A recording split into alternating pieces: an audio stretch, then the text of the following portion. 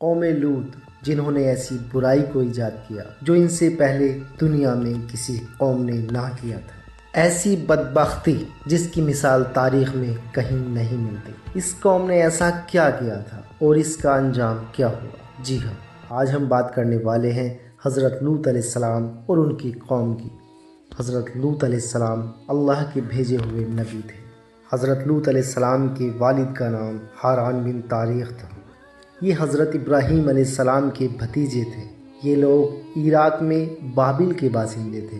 پھر حضرت ابراہیم علیہ السلام وہاں سے ہجرت کر کے فلسطین تشریف لے گئے اور حضرت لوط علیہ السلام ملک شام کے ایک شہر اردون میں مقیم ہو گئے۔ اللہ تعالیٰ نے آپ کو نبوت عطا فرما کر سدوم والوں کی ہدایت کے لیے بھیج دیا۔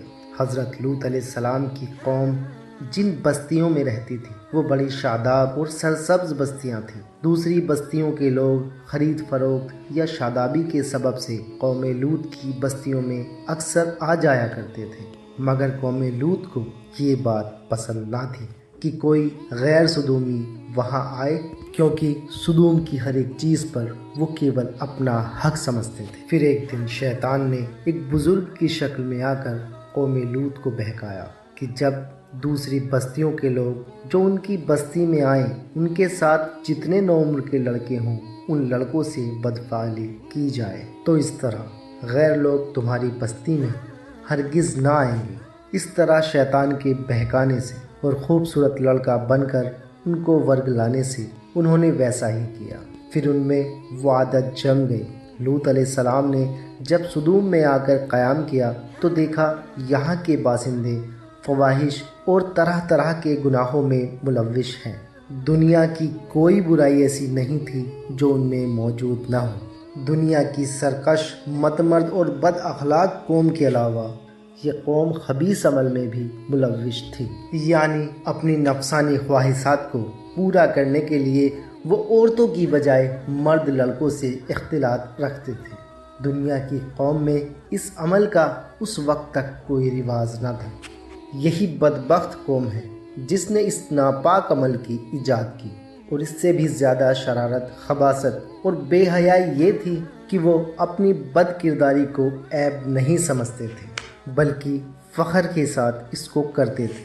حضرت لوط علیہ السلام نے انہیں توحید کی دعوت دی اور اس گھنونے عمل سے توبہ کرنے کا حکم دیا، مگر ان کی قوم پر اس کا کوئی اثر نہ ہوا، بلکہ ان کو حضرت لوط علیہ السلام کی نصیحتیں بری لگنے لگیں۔ لہٰذا انہوں نے صاف صاف کہہ دیا کہ اگر تم ہمیں اسی طرح برا کہتے رہے اور ہمارے کاموں پر ملامت کرتے رہے تو ہم تمہیں اپنے شہر سے نکال دیں گے۔ مگر حضرت لوط علیہ السلام نے تبلیغ کا سلسلہ جاری رکھا۔ مگر پھر ایک دن حضرت لوط علیہ السلام کی قوم نے کہا کہ اے لوط، آپ بس یہ نصیحتیں اور یہ عبرتیں ختم کرو، اور اگر ہمارے اعمال سے تمہارا خدا ناراض ہے تو وہ عذاب لا کر دکھاؤ جس کا ذکر کر کے بار بار ہم کو ڈراتے ہو، اور اگر تم اپنے قول میں سچے ہو تو ہمارا اور تمہارا فیصلہ ہو جانا ہی اب ضروری ہے۔ لہٰذا ان پر عذاب الہی کا فیصلہ ہو گیا۔ اللہ نے اپنے خاص فرشتوں کو دنیا کی طرف روانہ کر دیا۔ یہ تینوں فرشتے حضرت لوط علیہ السلام کے گھر نوجوان لڑکوں کی شکل میں تشریف لے آئے۔ حضرت لوط علیہ السلام نے جب ان مہمانوں کو دیکھا تو گھبرا گئے اور ڈرے کہ بدبخت قوم میرے ان مہمانوں کے ساتھ کیا معاملہ کرے گی، کیونکہ ابھی ان کو یہ نہیں بتایا گیا تھا کہ یہ خدا کے پاکیزہ فرشتے ہیں۔ حضرت لوط علیہ السلام کی بیوی جو آپ پر ایمان نہیں رکھتی تھی، اس نے اہل سدوم سے یہ بات بتا دی کہ لوط کے گھر نوجوان لڑکے ٹھہرے ہوئے ہیں۔ یہ سن کر بستی کے کچھ لوگ حضرت لوط علیہ السلام کے گھر آئے اور مطالبہ کیا کہ ان مہمان لڑکوں کو ہمارے حوالے کر دو۔ حضرت لوط علیہ السلام نے بہت سمجھایا اور کہا، یہ جو میری قوم کی لڑکیاں ہیں یہ تمہارے لیے جائز اور پاک ہیں۔ اللہ سے ڈرو اور مجھے میرے مہمانوں کے سامنے رسوا نہ کرو۔ کیا تم میں کوئی بھی سلیم فطرت انسان نہیں ہے کہ وہ انسانیت کو سمجھے؟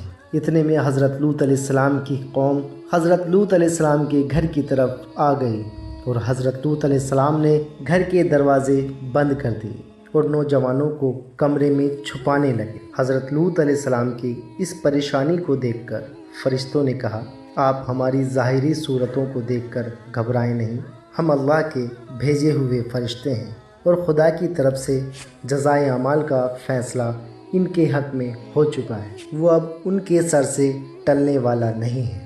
آپ اور آپ کا خاندان عذاب سے محفوظ رہے گا، مگر آپ کی بیوی انہی بے حیاؤں کی رفاقت میں رہے گی اور آپ کا ساتھ نہیں دے گی۔ آخر عذاب الہی کا وقت آ پہنچا۔ ابتدائے شب ہوئی تو فرشتوں کے اشارے پر حضرت لوط علیہ السلام اپنے خاندان سمیت دوسری جانب سے نکل کر سدوم سے رخصت ہو گئے۔ ان کی بیوی بھی ان کے ساتھ تھی، لیکن کچھ دور جا کر وہ واپس اپنی قوم کی طرف لوٹ گئی اور حضرت لوط علیہ السلام کے ساتھ آنے سے انکار کر دیا۔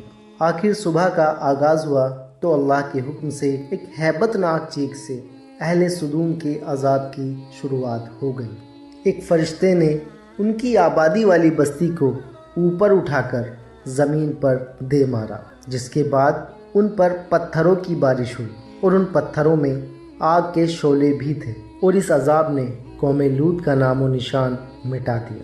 اسی کے ساتھ ہمارا آج کا تذکرہ پورا ہوا۔ اگر آپ کو ہماری ویڈیو پسند آئے تو ہمارے چینل کو سبسکرائب کریں اور شیئر کریں۔ اللہ حافظ۔